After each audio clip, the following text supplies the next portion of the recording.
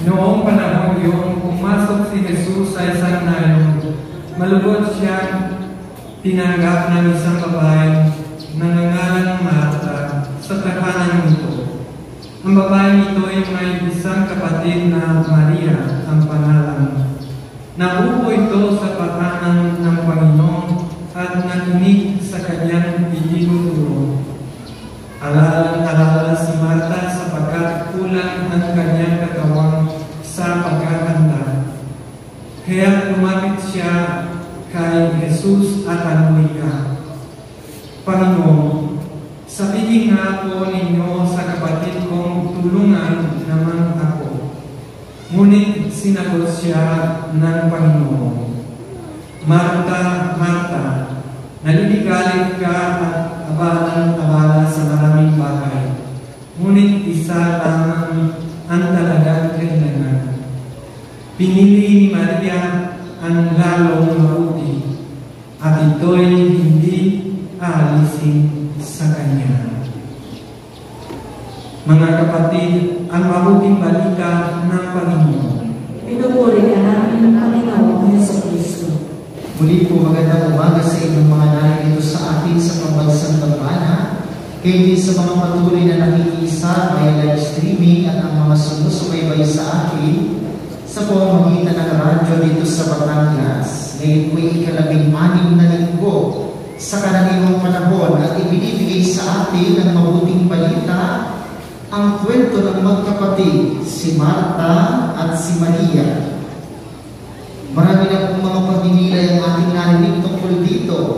At may mga minsang nagsasabing mas magaling daw at pinagpala si Maria sapagkat siya ay nakinig at nanalangin kasama ang Panginoon.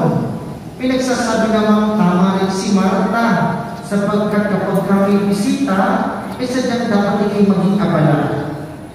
Mga minamahal, hindi natin pag-aawayin ang magkapatid na ito ngayong araw na ito. Ano po? Hindi ko ugaling pag-awayin sila. Ano ibinibigay sa atin ng mabuting balita na bawat isa sa atin may bahaging Marta at may bahaging Maria. May pagkakataon tayo sadyang nananalangin at nakikinig sa Panginoon katulad ngayon, at may pagkakataon naman tayo sadyang nagtatrabaho at gumagawa para mas maging kaaya-aya tayo sa mga bisita. Pagnilayan po natin gamit ang mga pagbasa. Sapagkat sabi, Ang kasiyahan sa paglilingkod, ito man ay nagtatrabaho o gumagalaw o paglilingkod na sa pananalangin pinapakita, ay dapat nagtataglay ng kasiyahan. Parehas, sa buhay pananalangin at sa buhay paglilingkod o pagtatrabaho, kapag hindi ka masaya, walang saysay ang iyong ginagawa. At yun ang ating palalalimin ngayong araw na ito. Sabi ng ikalawang pagbasa sa sulat ni San Pablo sa mga taga-Colosas, nagagalang ako sa pagbabata ng paghihirap na mula sa Panginoon. Tama naman po, tayo man ay nagtatrabaho o naglilingkod man tayo sa pamamagitan ng ating mga gawain o tayo man ay nagdadasal, parehas naman laging mayroong mga paghihirap, parehas laging may mga pinagdadaanan, parehas laging may mga pagsubok.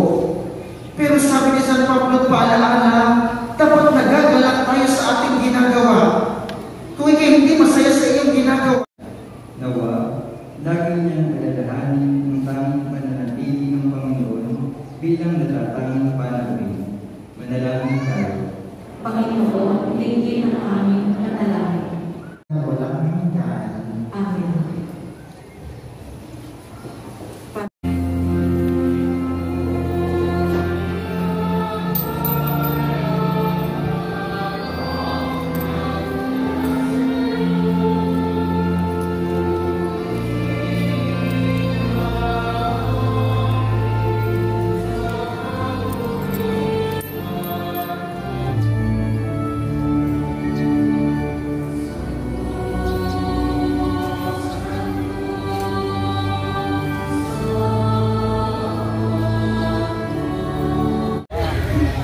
Uwian na kami.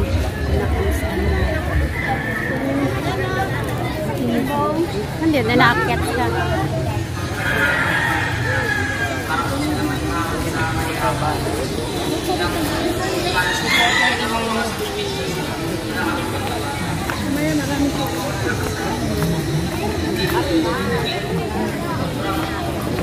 Diyan na yung subi na. Yung kandila. Doon.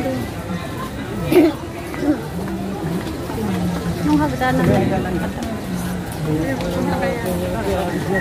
may ano, may angel. Dito tayo. Saan mo tayo? Pumunta kami dito. Dito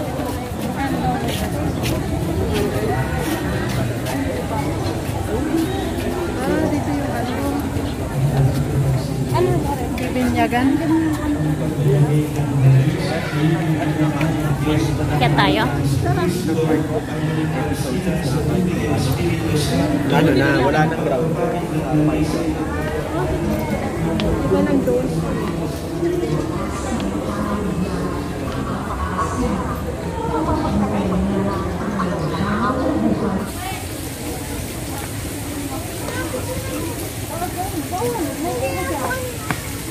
Yan.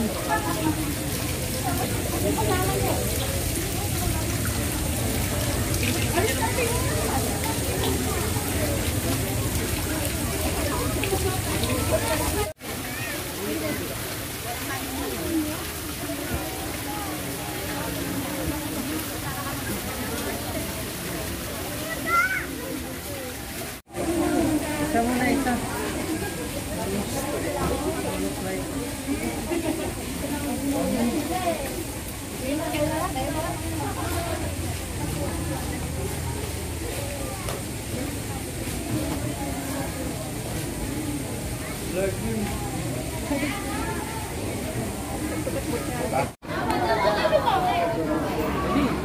Parang may ano din siya sa taas.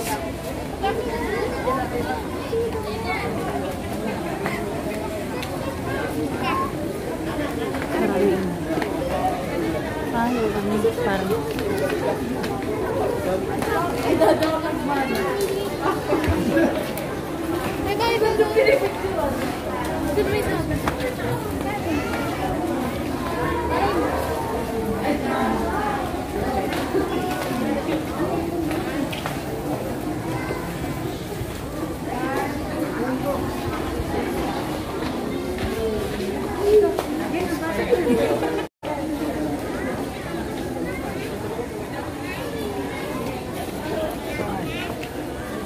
Uy, no, pa naman yan eh.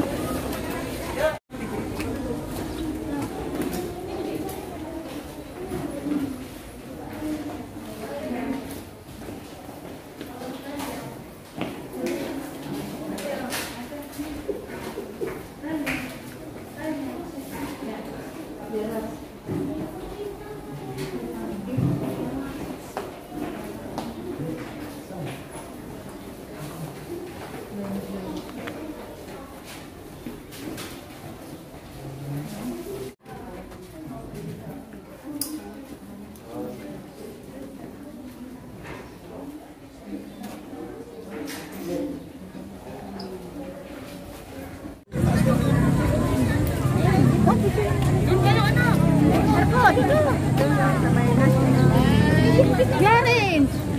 Shrine of St. Pot.